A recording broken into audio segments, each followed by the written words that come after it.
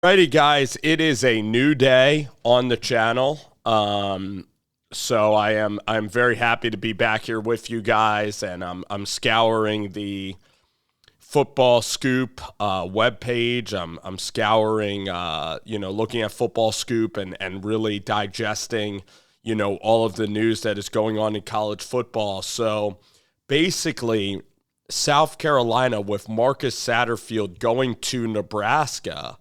Where is South Carolina going to look for their next offensive coordinator? And I think that there's a lot of good options out there.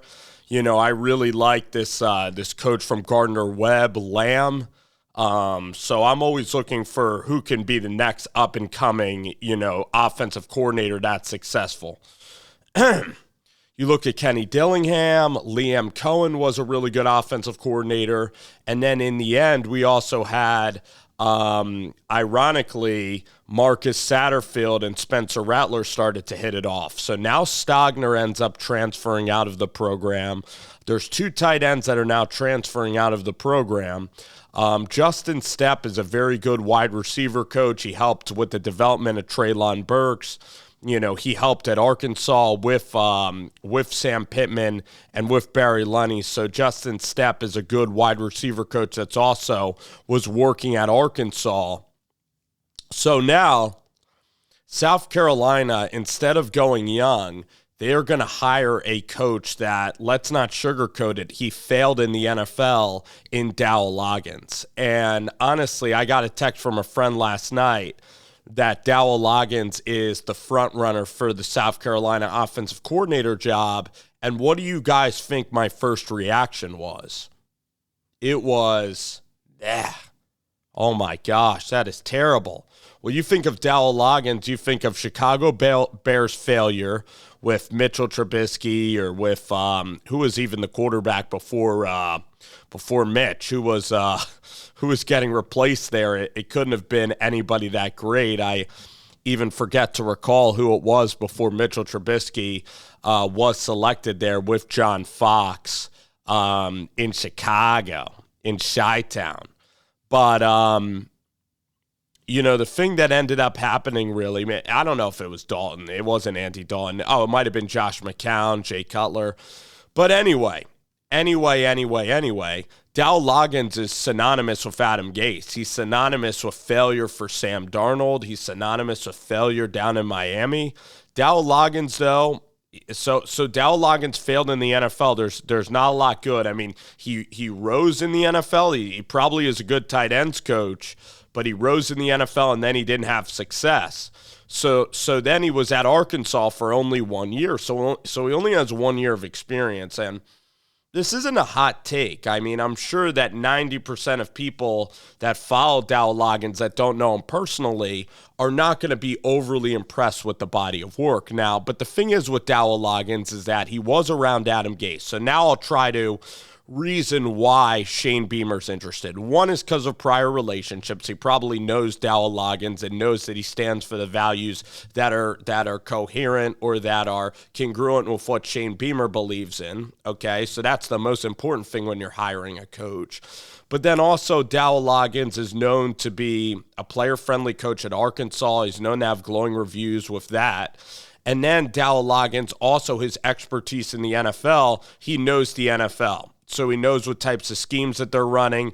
And that's why Marcus Satterfield was really attractive for Beamer, because he worked with Matt Rule and Joe Brady with the Carolina Panthers. So a guy like Spencer Rattler goes to South Carolina. Guys like Luke Doty, these quarterbacks commit, these running backs commit to South Carolina because they know that it's a pro-style offense and that will be applicable for the NFL. It will be applicable. Shane Beamer, too, he wants to give Clayton White an opportunity to utilize his skills He has a really good special teams coach at South Carolina as well. So Beamerball the kicking game is instituted in the South Carolina. So they don't want to be this run and gun, Josh Heupel, Phil Longo, let's freaking go and run as many plays as possible, because they're not comfortable playing games where the offensive line isn't involved, and they don't want to play high possession games. They don't want to go at a snail's pace, but they want to play controlled football. They want to play controlled football, which I can respect that. I kind of dig that myself. I would like to run a hybrid like Dillingham, where sometimes you're running fast and sometimes you're slowing it down as well. So they want to utilize other parts of the game. So they're looking for a pro-style guy. And now on the market this late in the game, it's tough to poach other offensive coordinators, so you're really going to have to be creative with your search, which is what I believe that they should do. Shane Beamer's very connected. In fact, TCU has Garrett Riley, and of course, Shane Beamer knows Lincoln Riley. So how serious is South Carolina about football? You're going to pay a lot of money for NIL. I believe that the offensive coordinator at South Carolina is other than a great quarterback or wide receiver and Shane Beamer, it's probably like a top 5 priority in terms of paying millions of dollars for an offensive coordinator, especially when you have a coach that is a great CEO coach, and Shane Beamer's done a really nice job at South Carolina. All right, let's talk about Shane for a second.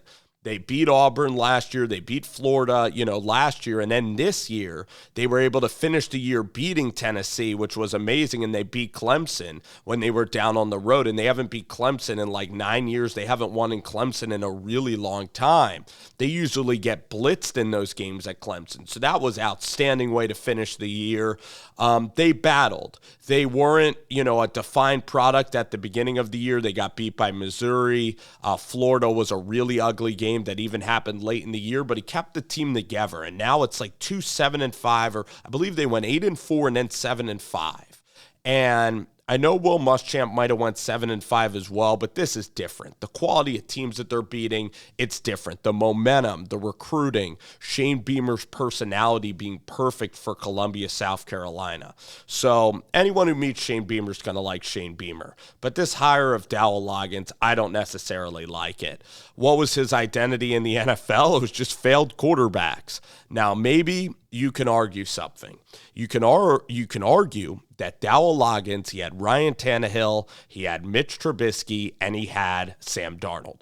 And none of them have been successful quarterbacks. So now with the transfer portal, maybe you give Dowell Loggains great players. Maybe Dowell Loggains really intelligent, but in the NFL, you're sometimes tied to your roster, just like Matt Rule is. So now Dowell Loggains gets an opportunity to pick his guy.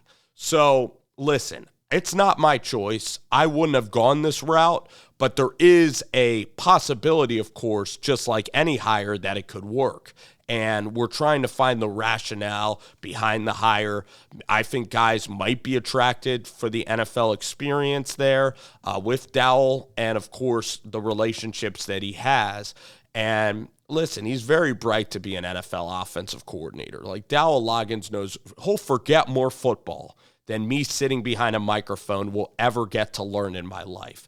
But we're going to be transparent on, is this going to work for South Carolina in an SEC East that is somewhat gettable at the moment?